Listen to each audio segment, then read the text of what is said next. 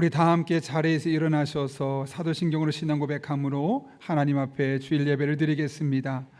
나는 전능하신 아버지 하나님 천지의 창조주를 믿습니다. 나는 그의 유일하신 아들 우리 주 예수 그리스도를 믿습니다. 그는 성령으로 잉태되어 동정녀 마리아에게서 나시고 본디오 빌라도에게 고난을 받아 십자가에 못 박혀 죽으시고 장사된 지 사흘 만에 죽은 자 가운데서 다시 살아나셨으며 하늘에 오르시어 전능하신 아버지 하나님 우편에 앉아 계시다가 거기로부터 살아있는 자와 죽은 자를 심판하러 오십니다. 나는 성령을 믿으며 거룩한 공교회와 성도의 교제와 죄를 용서받는 것과 몸의 부활과 영생을 믿습니다. 아멘.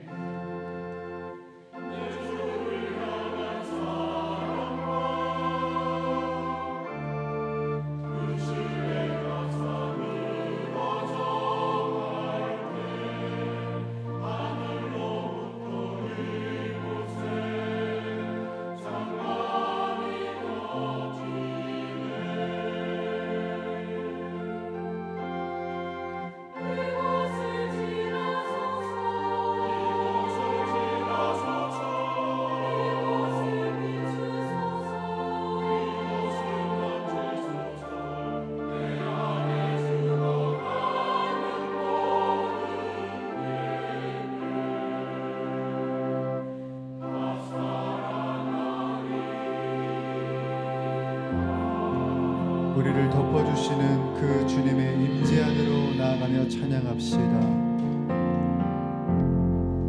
지극히 높은 주님의 낮이 성소로 들어갑니다.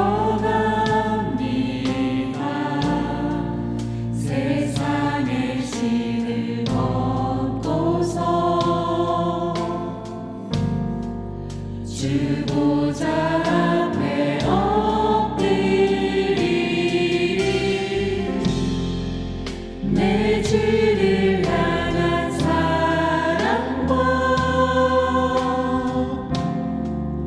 그 신뢰가 사그러져 갈 때 하늘로부터 이곳에 장막이 덮이네.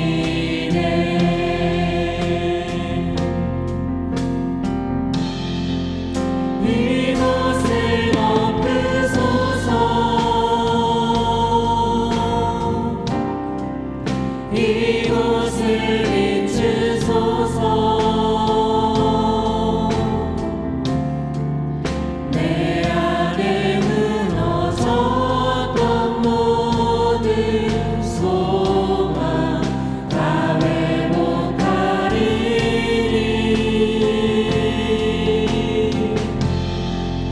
이곳을 지나소서. 이곳을 만지소서. 내 안에 죽어가는 모든 예배 다 살아나리라. 우리 고백합시다. 이곳을 덮으소서. 이곳을 덮으소서. 이곳을 비추소서. 내 안에 무너졌던 모든 소망 다 회복하리니.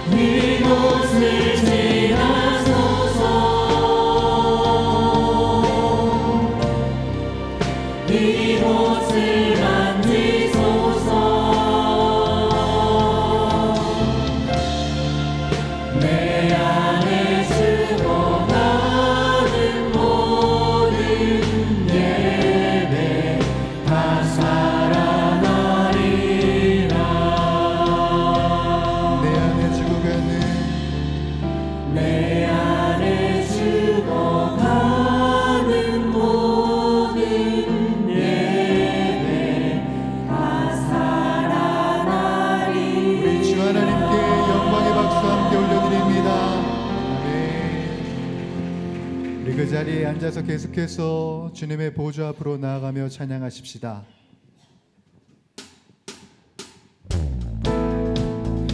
우리들의 소망 되신 주님, 우리들의 빛 되신 예수 그리스도의 이름을 찬양하십시다.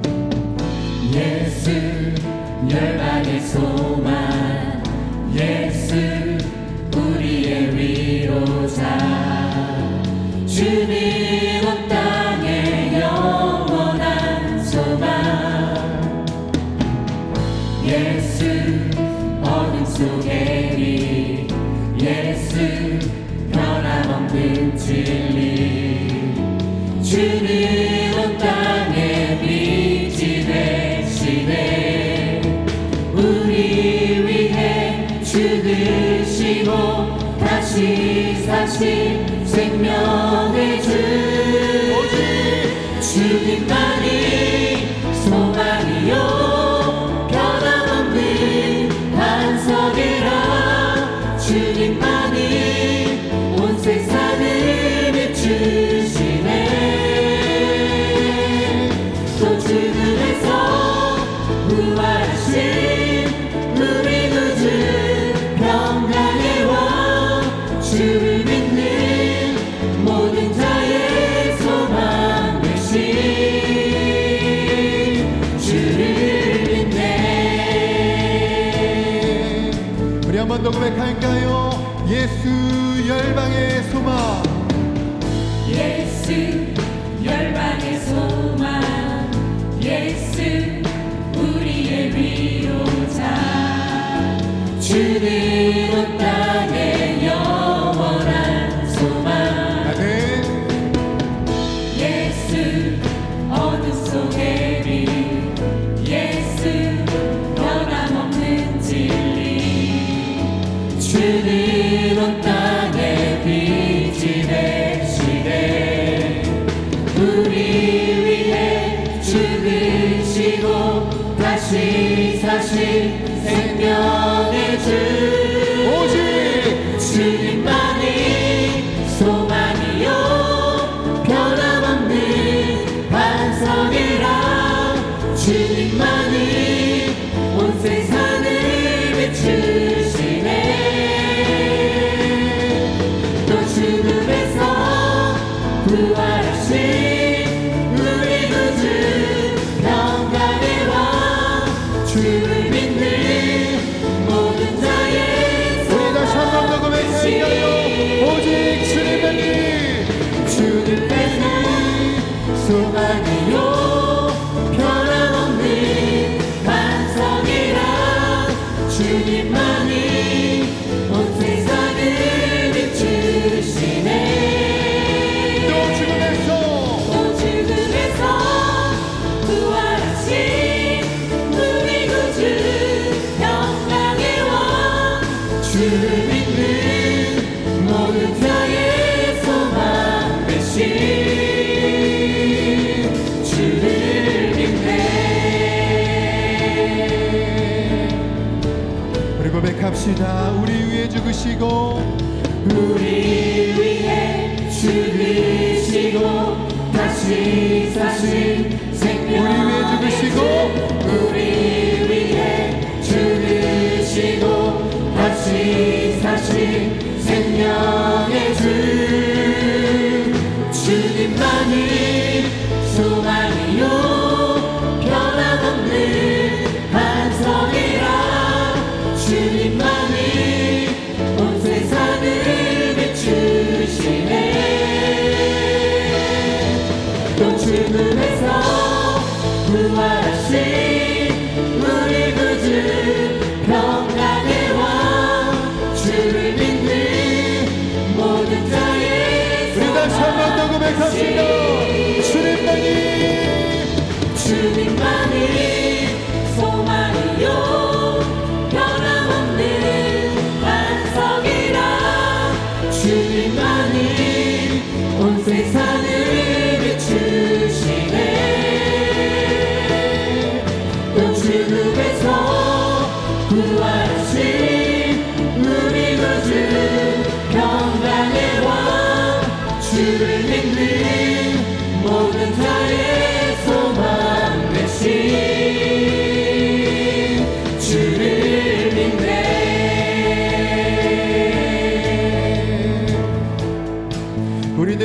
되신 예수 그리스도에게 영광과 감사의 박수를 올려드립시다. 아멘.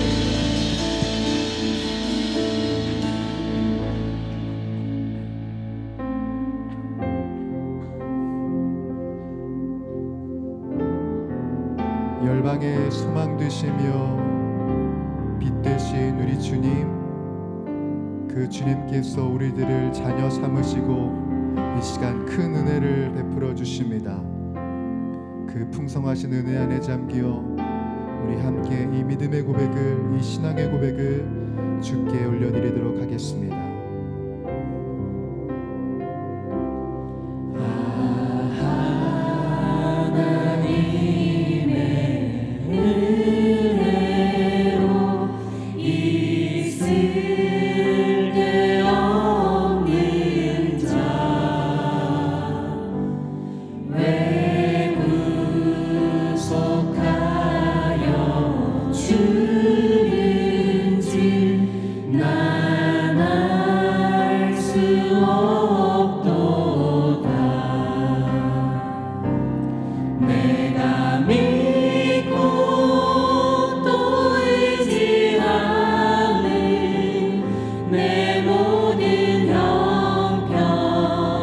하시는 주님 늘 보호해 주실 것을 나는 확실히 아네. 왜 내게 굳센 믿음과 또 복음 주셔서 내 맘이 항상 편한지 말할 수 없도다.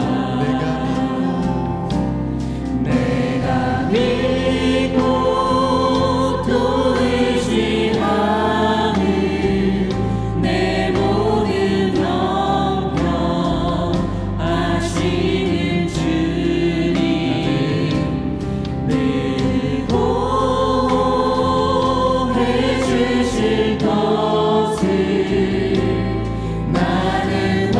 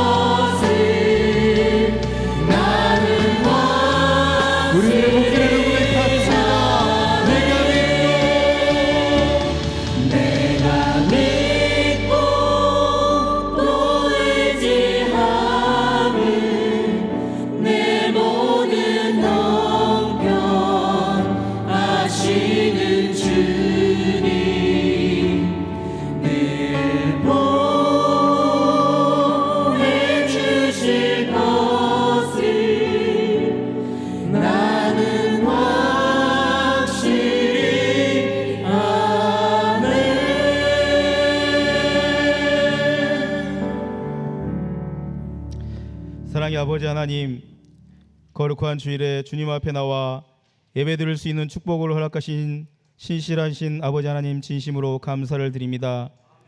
이 시간 우리의 영이 신실하신 하나님만 바라보게 하시고 예배자로서 진실된 마음만이 하나님 앞에 드려지게 하여 주시옵소서.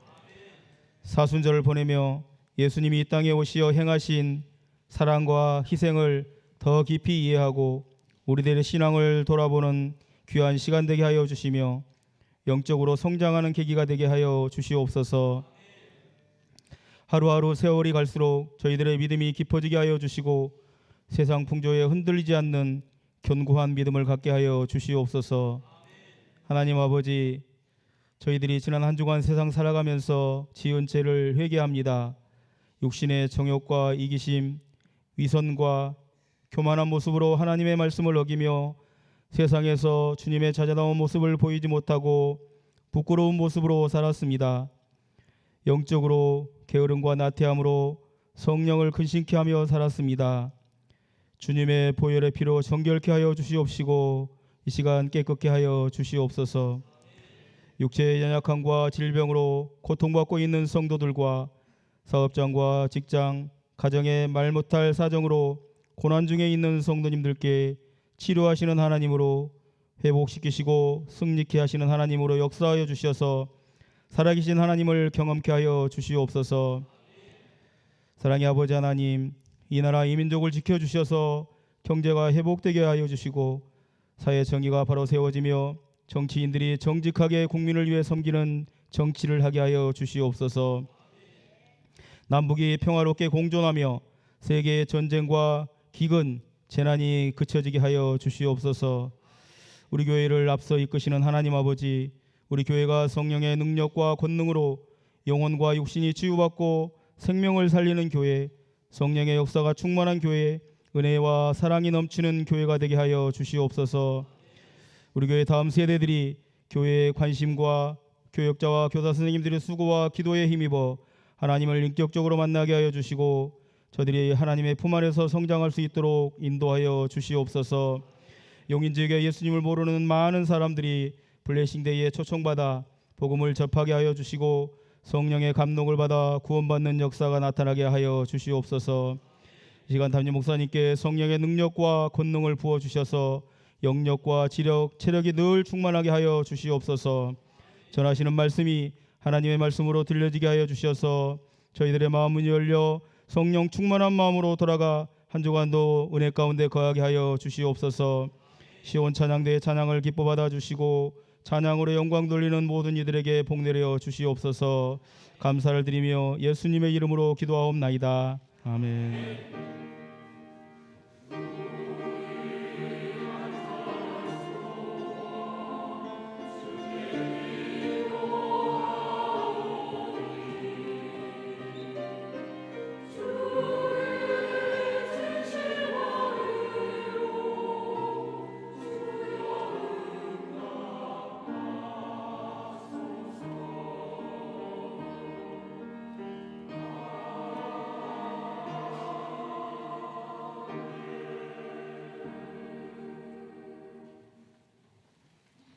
오늘 우리에게 주신 하나님의 말씀은 누가복음 10장 30절에서 37절 말씀입니다.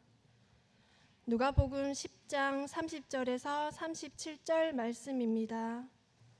신약 성경 110쪽에 있습니다. 하나님의 말씀을 봉독하겠습니다.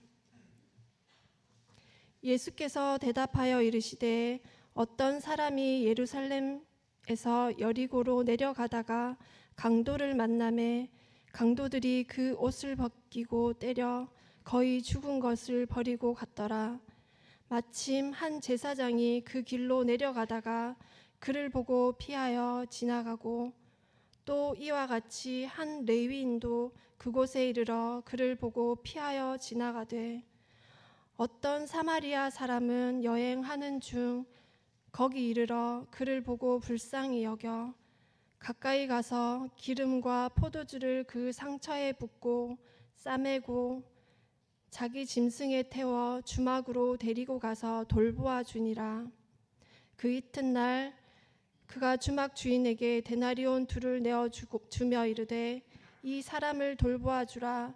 비용이 더 들면 내가 돌아올 때 갚으리라 하였으니 내 생각에는 이 3사람 중에 누가 강도 만난 자의 이웃이 되겠느냐. 이르되 자비를 베푼 자니이다. 예수께서 이르시되 가서 너도 이와 같이 하라 하시니라. 아멘. 이것은 하나님의 말씀입니다.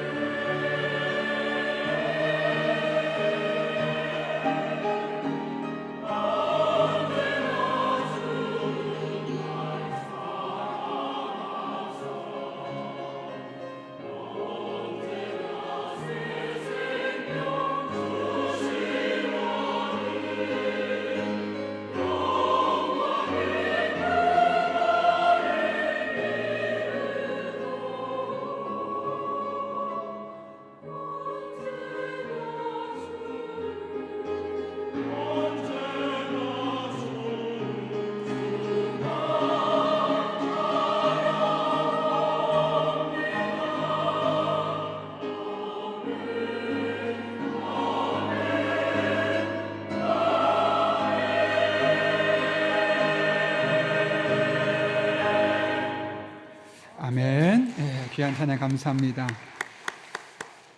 네, 우리 함께 아멘으로 화답하셨는데 그런 은혜가 여러분에게 임할 수 있기를 예수님의 이름으로 축복합니다. 주부를 참고하실 때 여러분 앞에 귀의 소식 전하는데요. 먼저 하나님께서 보내주신 한 가족분이 계십니다.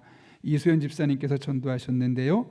안은미 성도님, 또 남편분은 양성권 성도님이 계십니다. 우리 잠깐 손을 들어 표시하면 어떠실까요? 위치를. 네, 우리 함께 박수로 환영하겠습니다. 잘 오셨습니다. 감사합니다. 끝나고 나서 잠깐 뵙도록 하겠습니다.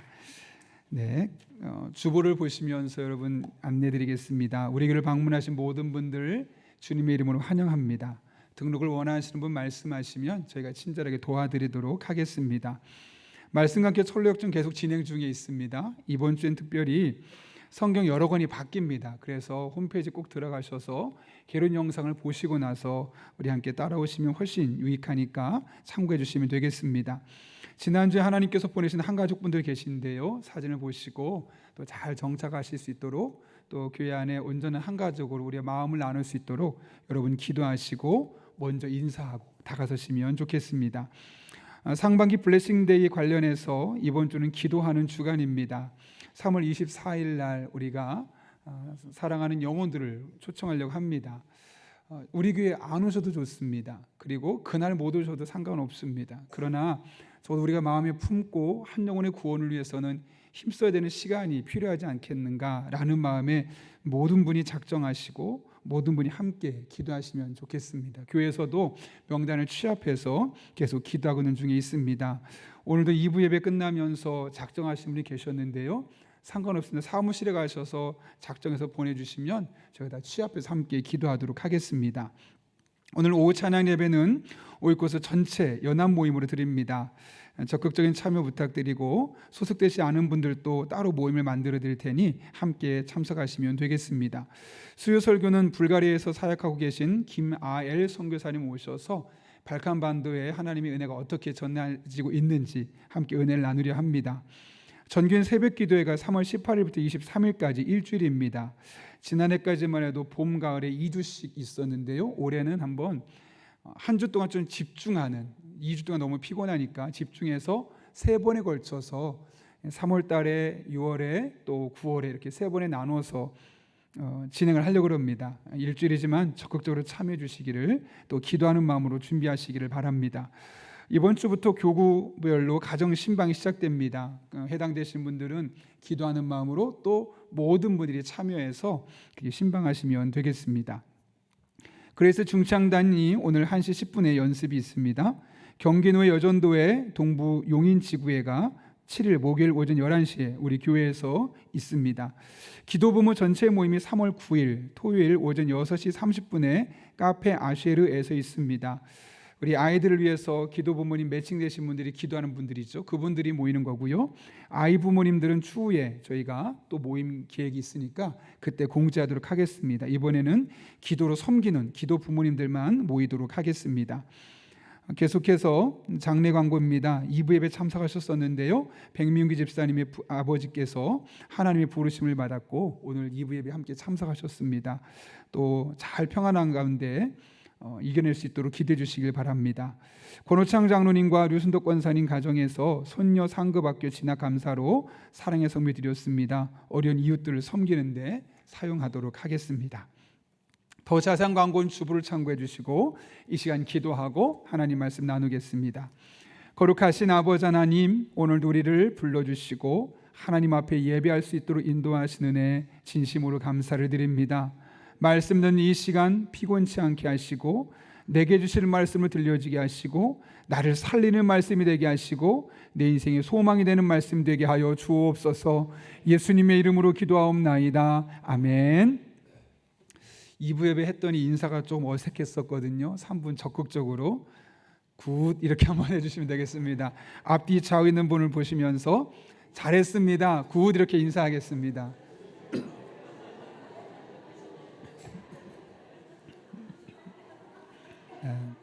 제가 왜 굿하는지 이따가 알게 될 겁니다. 잘못 들으면 굿한다고 들리는데 그게 아닙니다. 예. 네. 오래전에 제가 한번 인유했던 적이 있어요. 실행은 답이다라는 책이 있는데 그 책에 보게 되면 한 사람이 회사에서 판매 실적이 부진한 그 셀러리맨이 고민하고 있는 그런 내용으로 시작합니다. 예를 들면 그분이 한 강의를 듣게 되었는데 세계적인 자기개발 컨설턴트가 자기가 어떻게 성공할 수 있었는지를 이야기하면서 사람들을 가장 비싼 차가 있는 전시장으로 데려갑니다. 그리고 한 사람씩 사진을 다 찍어주는 거죠. 그러고 나서 뭐라고 말하냐면 매일매일 내가 성공해서 이 차를 타고 있을 모습을 상상하십시오. 그러면 그렇게 될 겁니다. 이게 사실 처음 듣는 이야기가 아니에요. 대부분의 자기개발 컨설턴트들이 하는 이야기거든요. 그래서 이 40대신 이분도 그걸 늘 들었었기 때문에 다시 한번 마음가짐을 새롭게 하면서 그래, 이 사진을 보고 나도 정말 언젠간 이런 차를 타면서 이런 일을 해야 되겠다. 매일매일 꿈을 꿨습니다. 어떻게 되었을까요? 별로 사정이 나아지지 않았습니다. 도대체 뭐가 문제지? 몇몇 사람들은 저렇게 되는데 나에게는 왜 여전히 그 상태 그대로일까? 이런 의구심으로 이 책이 시작됩니다. 우린 그동안 간절히 원하면 이루어집니다 라는 말을 너무나 많이 들었고 실제로 그런 표현들을 자기계발서를 보면 거의 100이면 100 다 그런 이야기를 하고 있습니다. 그런데 여러분, 실제로 간절히 원한다고 소망한다고 많은 계획을 세워놓는다고 내가 원하는 만큼 다 되던가요? 물론 그런 사람도 소수는 있겠지만 거의 대다수는 그렇지 않습니다. 심리학자 리엔 팜이라는 사람이 아주 흥미로운 실험을 했어요. 대학생을 두 부류로 나눠놓고 한 부류에게는 곧 시험이니까 공부하세요라고 아주 간단한 정보만 주었고 반대쪽에 있는 대학생들에게는 뭐라고 정보를 줬냐면 여러분 100점을 맞았을 때 여러분의 모습을 상상하십시오. 그리고 매일매일 그것을 꿈을 꾸고 기대하고 시험을 보십시오. 그 두 부류에게 다른 매뉴얼을 준 거예요. 어떤 일이 일어났을까요? 시간이 지나고 나서 보니까 매일 꿈을 꾸고 100점 맞을 것을 기대했던 학생들이 생각보다 열심히 공부를 안 하더라는 거예요. 결국 점수도 더 낮게 나왔어요. 왜 그럴까? 왜 이런 일이 일어날까 봤더니 지나친 자신감이 거창한 계획을 세우는 거예요. 내가 어느 정도 좀 버거울 정도의 계획이 아니라 너무 큰 계획을 세우니까 조금 시작해 보다가 다 포기해 버린 거죠. 그러니까 난 100점 안 돼. 그럼 자기도 모르는 사이에 다 손발 내려놓고 포기하게 되면서 결국 성적도 낮게 내올 수밖에 없었다는 거죠.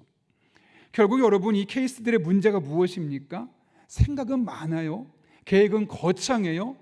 엄청난 목적을 갖고 있어요. 그런데 실행이 안 되는 거예요. 실제로 조금이라도 움직여야 되는데 움직이기 너무 벅찰 만큼 큰 계획을 갖고 있으니까 아예 움직이지 않아서 이런 일들이 일어나게 되었다는 거죠. 그러면서 책의 저자인 이민규 씨는 이런 얘기를 해요. 테레사 순화가 어떻게 캘커타 같은 곳에 가서 그렇게 오랜 시간 빈민들을 구제할 수 있었는지, 또 우리가 잘 알고 있는 헬렌 켈러는 삼중고를 겪었는데 그 삼중고를 겪으면서도 어떻게 그가 대학 교수가 되어서 학생들을 가르칠 수 있었는지, 오늘날 비싼 가격에 팔리고 있는 아이폰을 발견한 스티브 잡스가 어떻게 그런 놀라운 발명품을 개발해낼 수 있었는지 그 이야기를 하면서 그들이 위대한 것은 그들이 가졌던 특별한 생각 때문이 아니라 독특한 아이디어 때문이 아니라 그것을 구체적으로 실현해내는 실행력이 있었다라고 이야기를 하고 있는 거죠. 모든 위대한 성취는 행동에서부터 시작되는 거예요. 어쩌면 우리의 삶이 더 나아지지 못했던, 조금 더 깊어지지 못했던 가장 중요한 이유 중에 하나는 아이디어가 빈약해서 때문이 아니에요. 운이 나빠서도 아니에요. 가진 자원이 부족해서도 아니에요. 물론 이런 것도 무시할 수 없겠죠. 가진 자원이 부족하거나 운이 없거나 또 아이디어가 약간 부족해서 그런 경우도 있지만 그보다 훨씬 중요한 것은 행동하지 않았기 때문에. 그래서 이 책의 저자는 이런 말을 남깁니다. No action, no change. 액션이 없으면, 행동이 없으면 변화도 없다는 거예요. 반대로 말하면 행동하면 달라지게 되어 있고 움직이면 변화를 일궈낼 수 있다는 것이죠.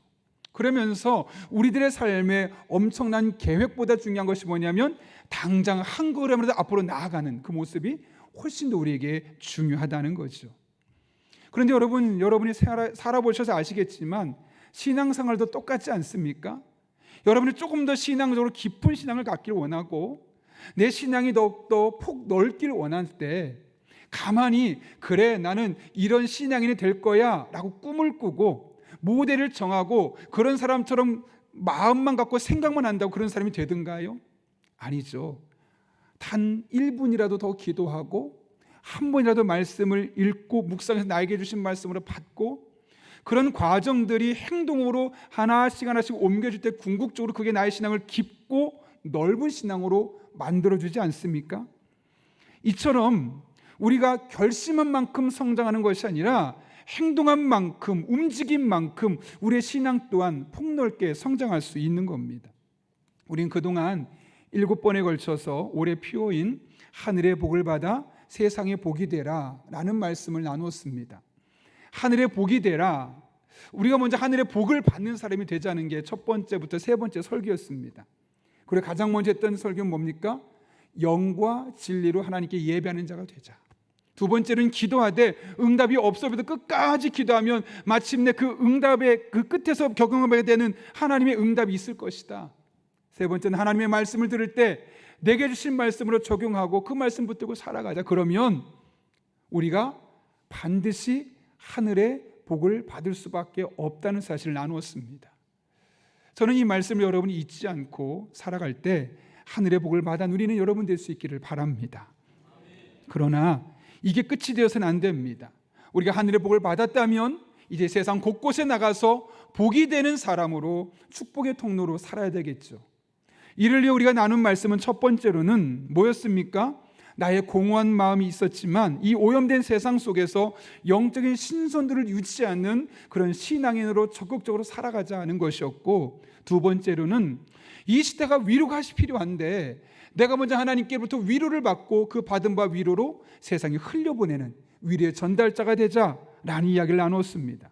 세 번째로는 하나님의 뜻을 이 땅에 심어가는, 이 땅의 사람들의 계획과 본능이 지배하는 것이 아니라 하나님의 뜻을 이식하는 자로 살아갈 것을 함께 나누었고, 네 번째로는 복음을 진수를 경험하고 그 경험한 복음의 진수를 흘려보내는 사람들이 되자라고 지난주까지 말씀을 살펴보았습니다.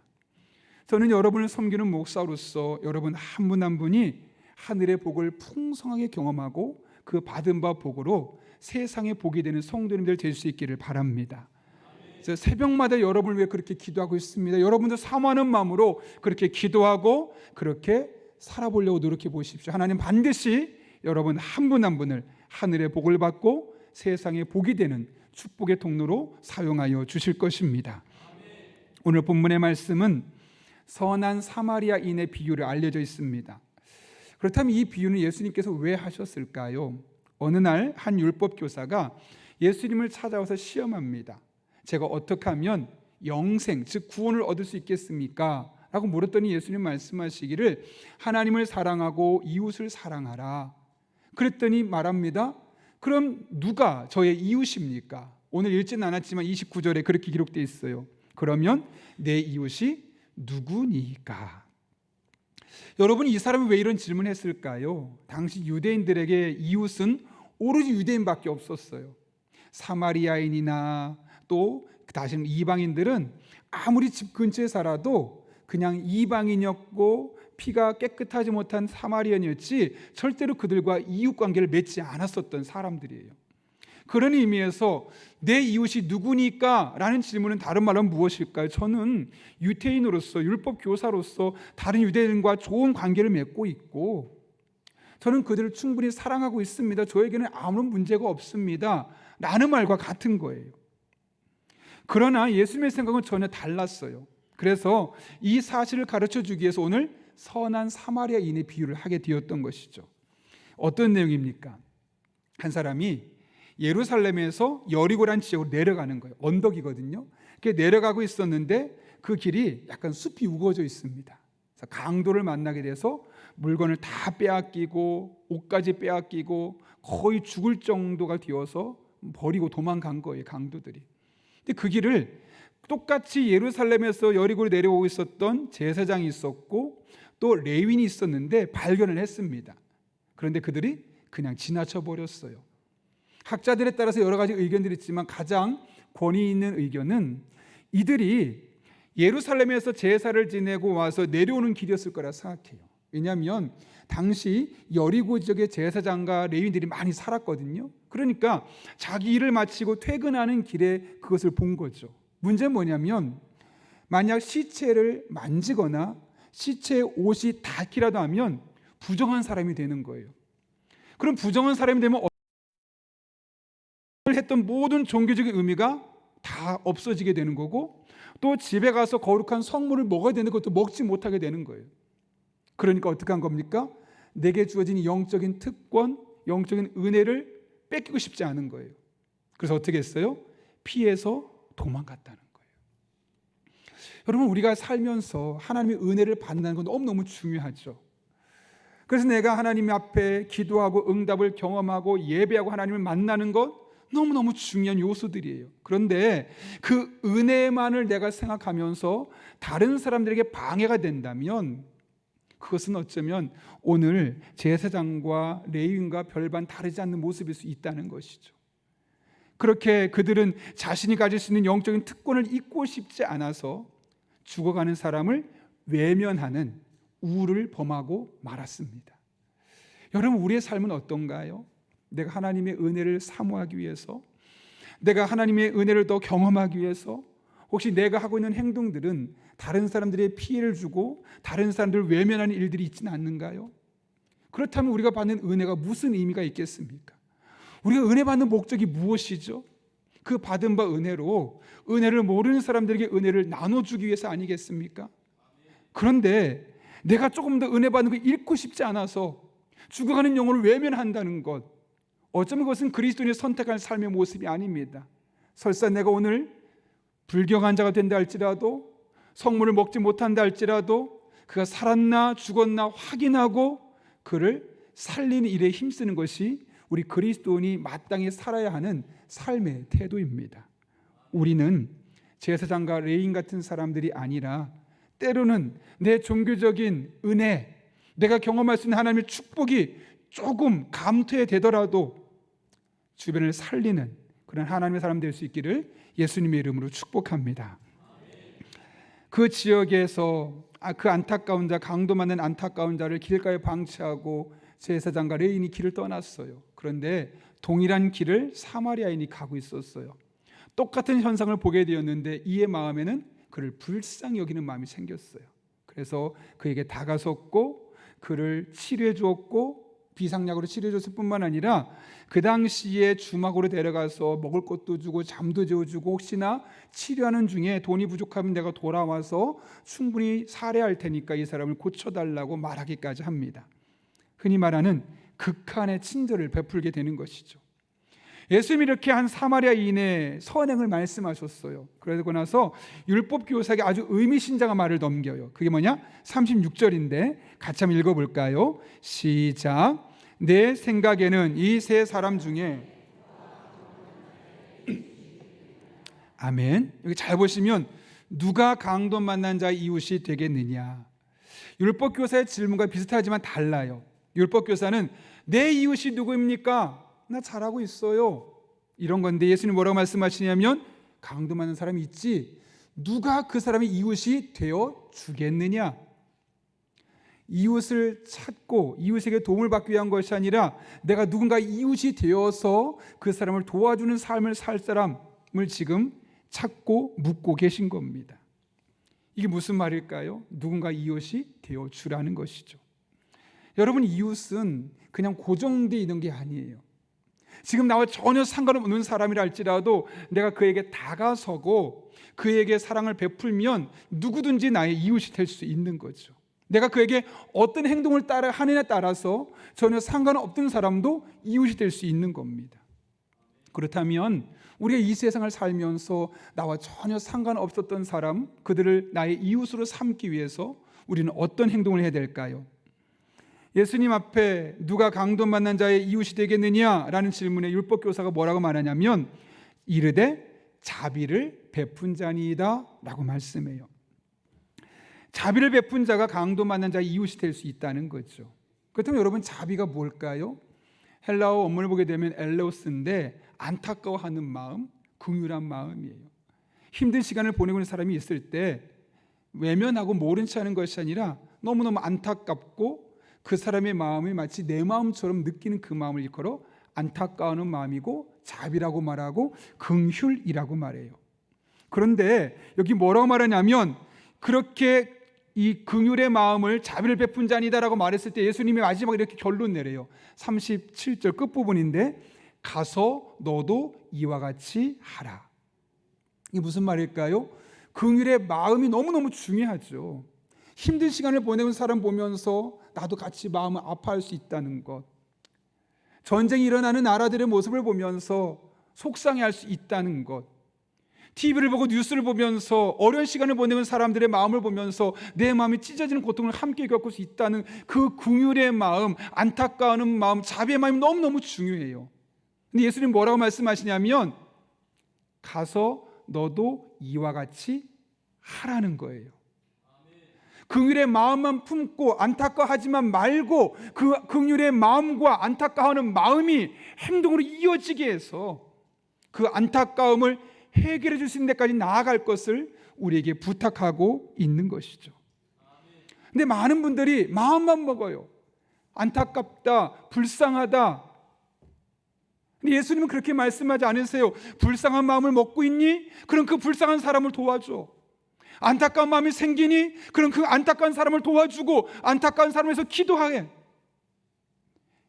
마음만 먹는 것이 아니라 구체적인 행동으로 우리가 살아갈 것을 우리에게 말씀하고 있는 것이죠. 어제 참 의미 있는 전화를 제가 받고 너무너무 기분이 좋았어요.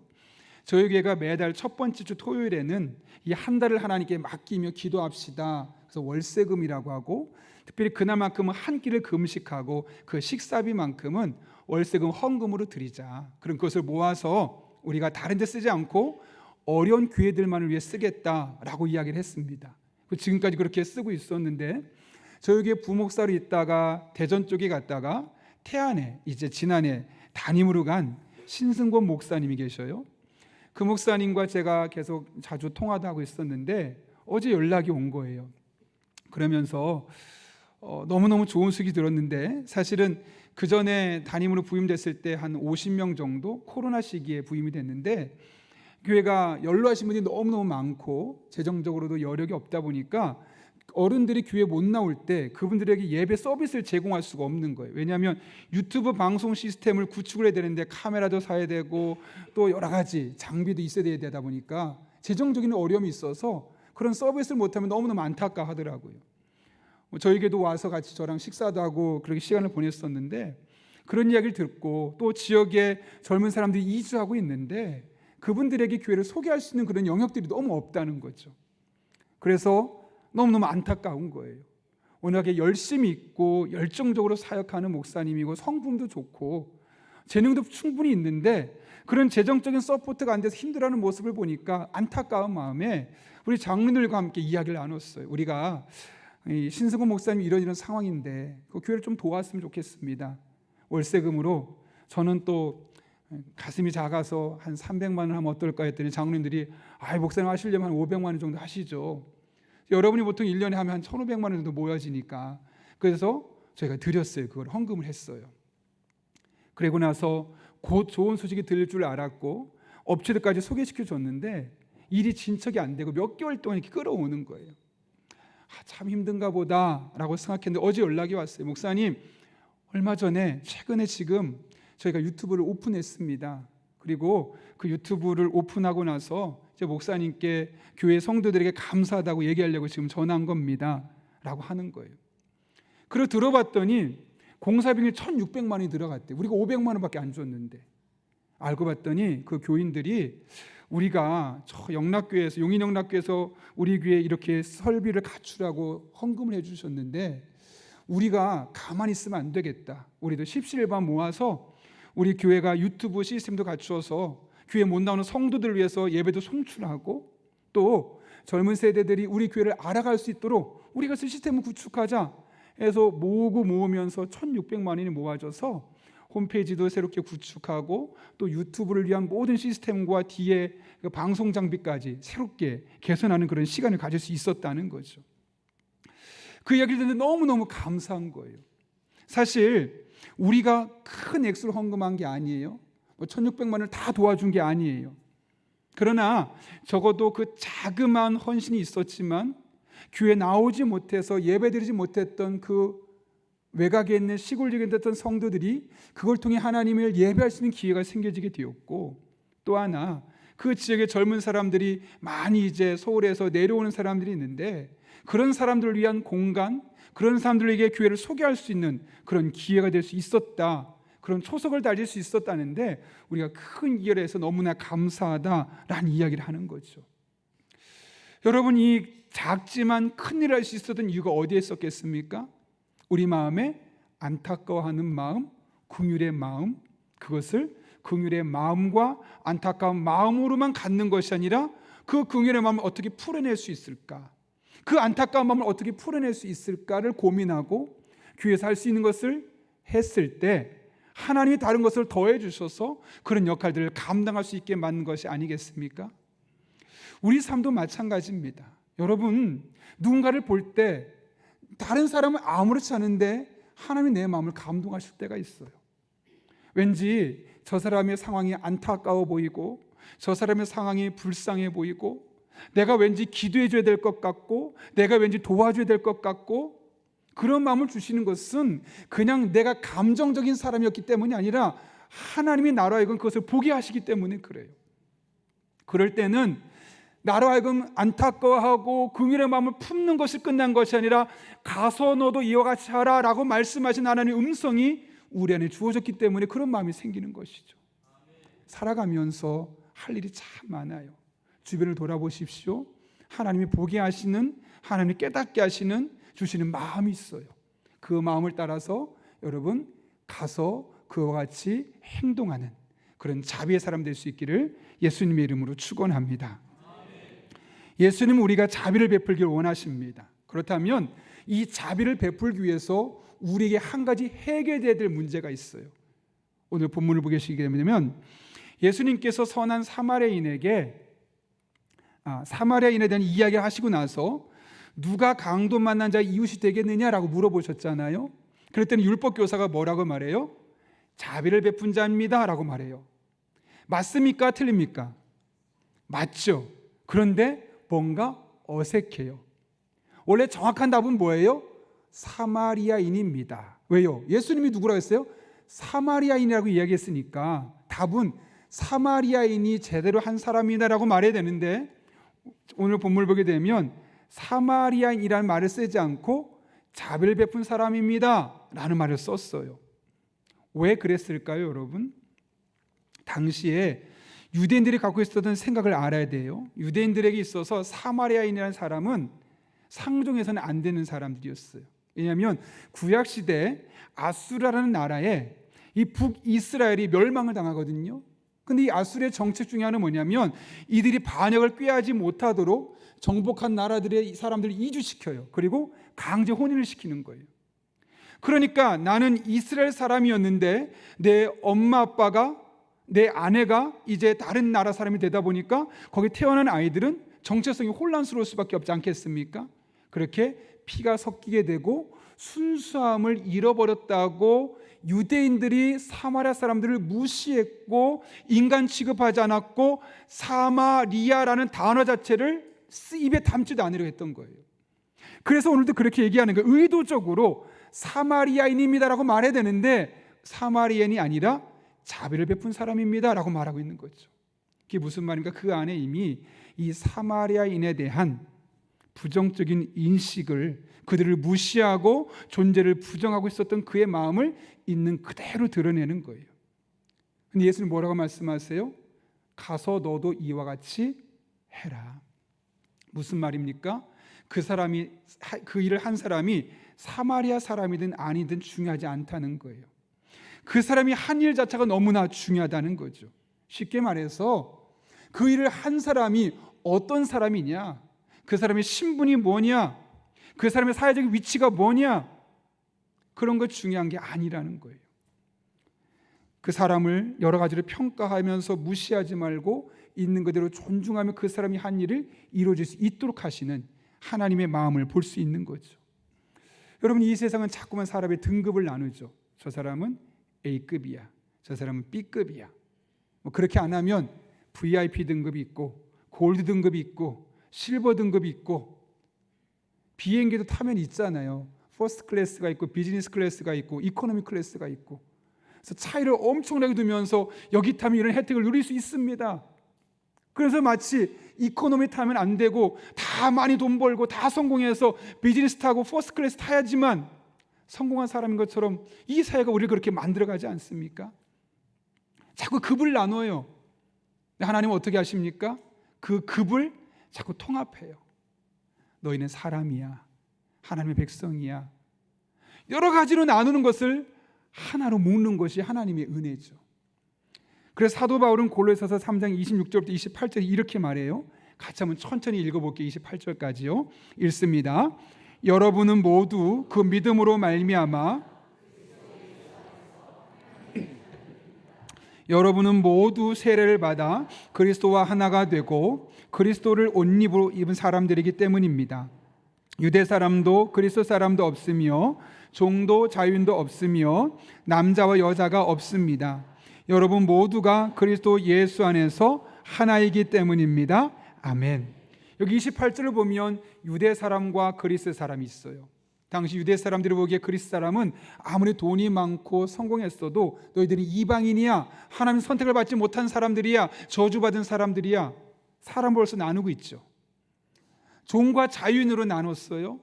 남자와 여자로 나누고 여자들을 무시하는 그런 관례가 그 당시 그들에게 있었어요. 사람들을 자꾸 나눠요. 나눌 수 있는 만큼 최대한 많이 나눠요. 그런데 성경은 뭐라고 말씀하세요? 여러분 모두 하나입니다. 여러분 모두 하나님의 자녀입니다. 이런 구분은 없습니다. 이게 성경적인 가치관이에요. 이 세상은 자꾸 급을 나누고 사람을 분리하지만, 정치도 여야를 나누지만 하나님은 아니라는 거예요. 예수 그리스도 안에 우리 모두가 하나고 한 백성이고 이것을 자꾸 통합해서 한 사람으로 볼 수 있는 눈이 우리에게 필요함을 말씀하고 있는 거죠. 제가 사진 하나 보여주려고 하거든요. 저희 아파트 라인에 공사를 한다는 공고가 붙어 있어요. 이게 뭐냐면 화장실 공사를 한다는 거예요. 사실 저희 라인이 아니라 저희 라인 바로 옆에 라인인데 공사를 한다고 저걸 붙여놨는데 저 꼭대기 보면은 하나의 글씨가 써 있어요. 뭐라고 써 있죠? 이쁜 공사하세요. 거기다 누군가 글을 써놓은 거예요. 제가 우연히 엘리베이터 앞에 딱 기다리다가 저걸 딱 보는데 왠지 기분이 좋아지는 거예요. 사실 여러분 공사하면 좋아요, 안 좋아요? 시끄럽잖아요. 먼지 생기잖아요. 공사자재 막 들렀다가 나갔다 하면 막 더러워지잖아요.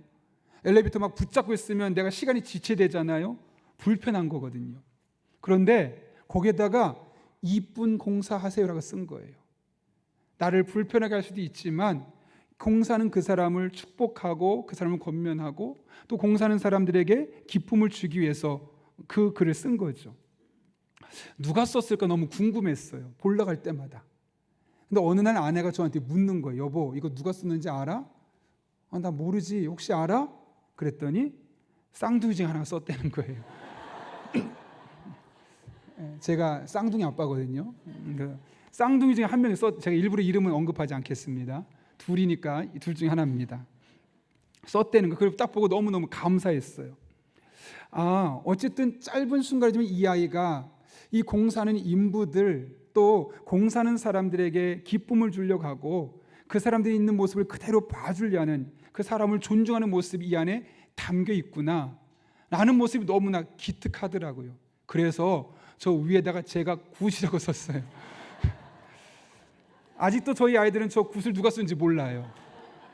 그런데 제가 저 쓴 이유가 두 가지 이유가 있어요. 첫 번째로는 저렇게 쓴 아이에게 내가 누군가를 존중하고 누군가를 축복하고 권면할 때 또 다른 누군가도 나를 그렇게 할 수 있구나라는 것을 깨닫게 하려고. 또 하나는 엘리베이터를 기다리고 들어갔다 나가는 사람들이 그 엘리베이터를 탈 때마다 그래, 나는 저런 걸 생각하지 못했는데 나도 누군가에게 저런 역할을 할 수 있겠구나. 여러분, 우리가 사람을 존중하고 이 사회를 바꿔가는데 엄청나게 큰 일을 할 수 없어요. 저도 그런 능력이 없고 여러분의 대다수는 엄청나게 큰 권세를 갖고 있거나 많은 돈을 갖고 있거나 힘이 있지 않기 때문에 그렇게 할 수 없어요. 그런데 우리에게 주어진 삶의 자리에서, 내게 주어진 삶의 자리에서 주변에 보이는 사람들 하는 일들 존중하고 권면하고 축복하면 비록 작아 보이지만 아무것도 아닌 것처럼 보이지만 그것이 놀라운 일들을 만들어내는 것 아니겠습니까? 가장 먼저 여러분의 가정을 보십시오. 여러분의 가정에서 우리가 보기에는 사소한 일처럼 보이고 작은 일처럼 보이지만 그 일을 그 누군가 하고 있기 때문에 가정이 유지되고 있는 것 아니겠습니까? 교회 안에서도 우리가 보기에 엄청나게 큰 일을 하는 것 같지 않지만 이곳저곳에서 숨은 사람들이 다 그 수고를 했기 때문에 교회가 그렇게 움직이고 있는 것이고 세워지는 것 아니겠습니까? 그런 분들을 충분히 권면하고 충분히 축복하고 그들을 세워주는 문화가 생긴다면 가장 먼저 우리의 가정에 변화가 있지 않을까요? 우리 교회 안에 은혜가 넘치고 사랑이 넘치고 표정에서부터 기쁨과 만족스러움과 감격이 넘치지 않겠습니까? 여러분의 직장에 가서 여러분이 먼저 그런 일을 감당한다면 그 공동체는 어떤 변화가 일어나겠습니까? 여러분 큰 일을 하지 않아도 괜찮아요. 엄청난 업적 남기지 않아도 괜찮아요. 그러나 하나님이 여겨주신 여러분에게 주신 사람들에게 여러분이 만나는 사람들을 충분히 존중하며 그들을 축복하며 그들을 위로하고 격려하는 여러분 될 수 있기를 바랍니다. 하나님이 여러분을 통하여 일하여 주실 것입니다. 예수님께서 오늘 율법교사에게 말씀하셨습니다. 너도 가서 이와 같이 하라. 마음에 품지만 마십시오. 주시는 감동을 따라 주시는 마음을 따라 한 걸음이라도 움직이시고 한 번이라도 손을 움직이십시오. 그러면 하나님이 먼저 여러분에게 은혜를 주시고 그 은혜를 따라 이 땅에 하늘의 복이 임하게 할 것입니다. 우리 모든 성도님들 그 은혜를 경험할 수 있기를 예수님의 이름으로 축원합니다. 우리 함께 기도하겠습니다. 이 시간 기도하실 때 오늘 말씀을 기억하며 한 1분 정도만 기도하겠습니다. 하나님, 제가 하나님 주신 마음을 따라 누군가를 볼 때 긍휼하는 마음, 아픈 마음, 또 기도해주고 싶은 마음, 전화 한번 해보고 싶은 마음이 생긴다면 마음에만 두지 않게 하시고 표현할 수 있는, 행동으로 옮길 수 있는 믿음의 사람 되게 하여 주옵소서. 시기를 늦추지 않고 그 감동을 주셨을 때 우리가 일하게 하시고 움직이게 하시고 그렇게 우리를 통해 일하신 하나님이 우리 가정 속에서 발견되게 하시고 교회 안에 나타나게 하시고 우리 직장과 삶의 현장에서 편만하게 드러날 수 있도록 은혜를 더하여 주옵소서. 우리 이런 기도 제목까지 한 1분 정도만 하며 삼하며 함께 기도하겠습니다. 거룩하신 아버지 하나님, 오늘도 우리를 주님 전에 불러주셔서 하나님을 바라볼 수 있게 하시고 하나님의 은혜 안에 살아갈 수 있도록 인도하신 은혜 진심으로 감사를 드립니다. 이 험한 세상을 살아가며 너도 가서 이와 같이 하라 라고 말씀하신 주님의 말씀을 내게 주신 말씀으로 받습니다. 이 약속의 말씀 붙들고 하나님 앞에 간절히 나갈 때 우리를 통해 이 땅에 하나님의 은혜가 임하게 하시고 능력이 나타나게 하시고 하나님의 살아계심이 날마다 경험될 수 있도록 주님이 역사하여 주옵소서. 너도 가서 이와 같이 하라. 그 주시는 마음의 감동을 따라 가정 속에서 배우자에게 자녀들에게 사랑을 전하고 격려하고 축복하고 위로하고 그렇게 나아가며 교회 안에서 또 만나는 수많은 사람 관계 속에서 구체적인 실행을 통해서 이 땅에 하나님 나라를 심고 이 땅에 하나님의 은혜를 심어갈 수 있는 믿음의 사람들 될 수 있도록 주님 은총 더하여 주옵소서. 그럴 때 우리의 삶이 달라지게 하시고 우리를 통해 이 땅에 놀라운 하나님의 변화가 나타나게 하여 주옵소서. 작아 보이지만 누군가 보기에는 쓸모없어 보이지만 그 작은 움직임들이 모여 이 땅을 변화시키는 것인데 우리가 과감하게 결단하고 과감하게 행동할 수 있는 믿음의 사람들로 세워 주옵소서.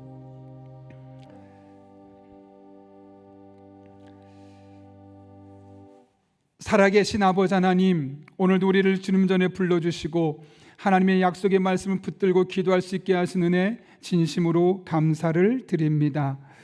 하나님께서 우리들의 마음에 주시는 감동을 따라 행동하는 믿음의 성도들 되게 도와주시고 그렇게 행동하고 움직인 만큼 일하시는 하나님을 목도하고 그 하나님의 일하심을 이 땅에 펼쳐내는 믿음의 사람들 되게 하여 주옵소서. 예수님의 이름으로 기도하옵나이다. 아멘. 우리 시간 찬송가 218장 부르실 때 마지막 절에 일어서서 봉헌하시겠습니다.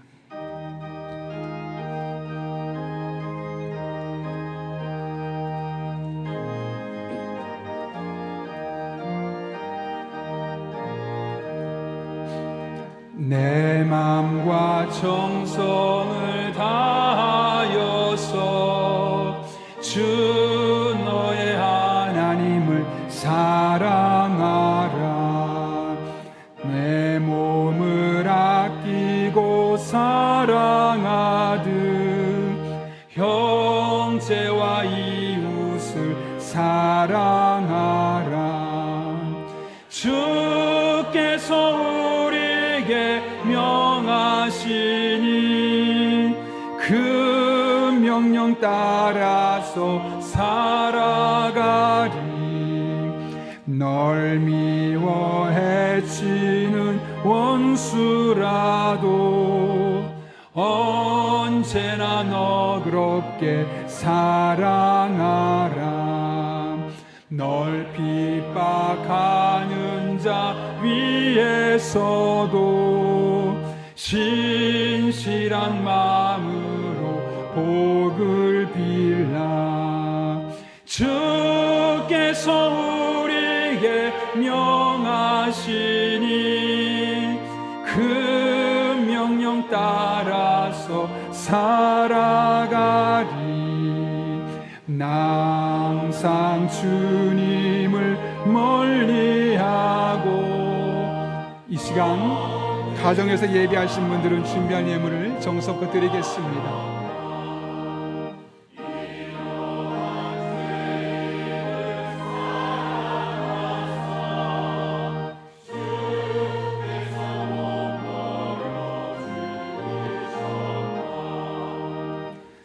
속죄의 큰 사랑 받은 이 몸 내 생명 다 바쳐 충성하리.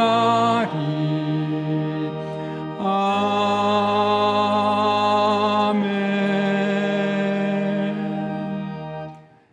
믿음을 흔들고 우리의 신앙을 핍박하는 이 세대에서 우리의 믿음을 지켜주시고 끝까지 하나님만을 바라보게 하시고 오늘 이 자리까지 인도하신 살아계신 아버지 하나님, 우리들의 삶에 이 하나님의 은혜가 있어 여기까지 올 수 있었음에 너무나 고맙고 감사하여 오늘 우리가 빈손으로 나오지 아니하고 우리의 신앙의 고백과 사랑하는 마음을 담아 하나님 앞에 다양한 제목들로 예물들을 드립니다.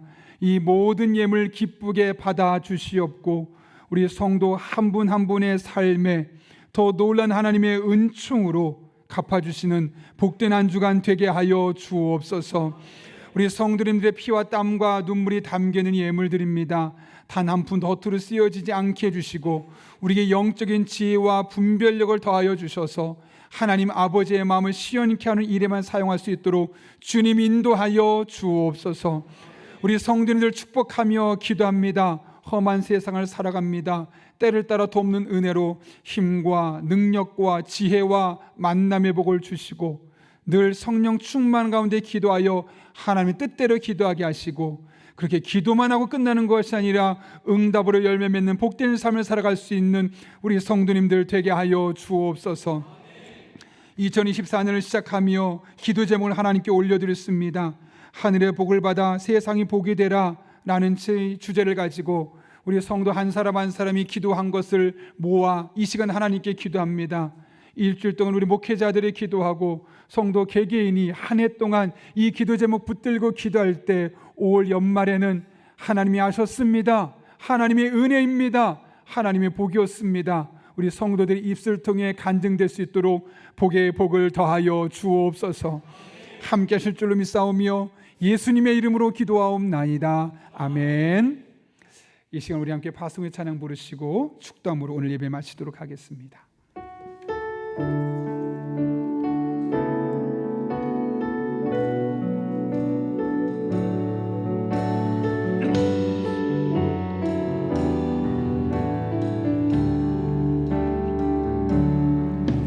나의 피난처 예수, 주님께서 우리 한 사람 한 사람의 피난처가 되어 주십니다.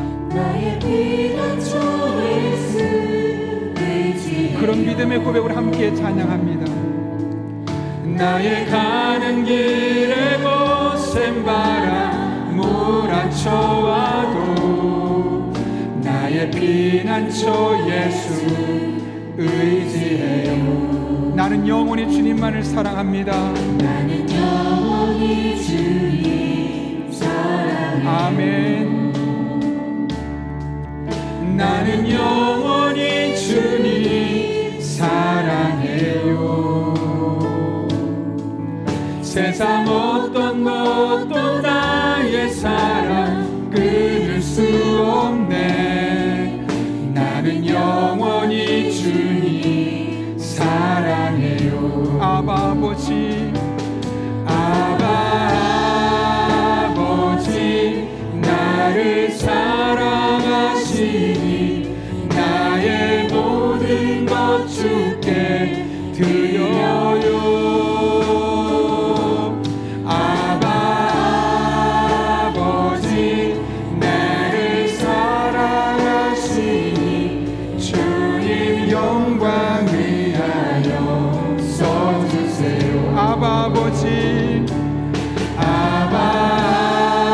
아버지, 나를 사랑하시니 나의 모든 것 주께 드려요. 아버지, 아버지, 내가 여기 있으니 주님 영광 위하여, 주님 교회 위하여, 주님 교회 위하여, 주님 나라 위하여, 주님 나라 위하여 써주세요. 지금은 우리 주 예수 그리스도의 은혜와 아바 아버지의 사랑하심과 성령님의 역사하심이 오늘 주신 말씀을 내게 주신 말씀으로 받고 하나님 주시는 마음의 감동을 따라 가서 너도 이와 같이 하라 라는 말씀에 순종하여 행동하며 살기로 결단하는 이 자리에 머리 숙인 한 영혼 위에 그들의 삶의 자리, 우리 교회와 나라와 민족, 북한 땅과 온 세계 열방, 우리의 전도 대상자 위에 이제부터 영원토록 함께 하시옵기를 간절히 축원하옵나이다. 아멘.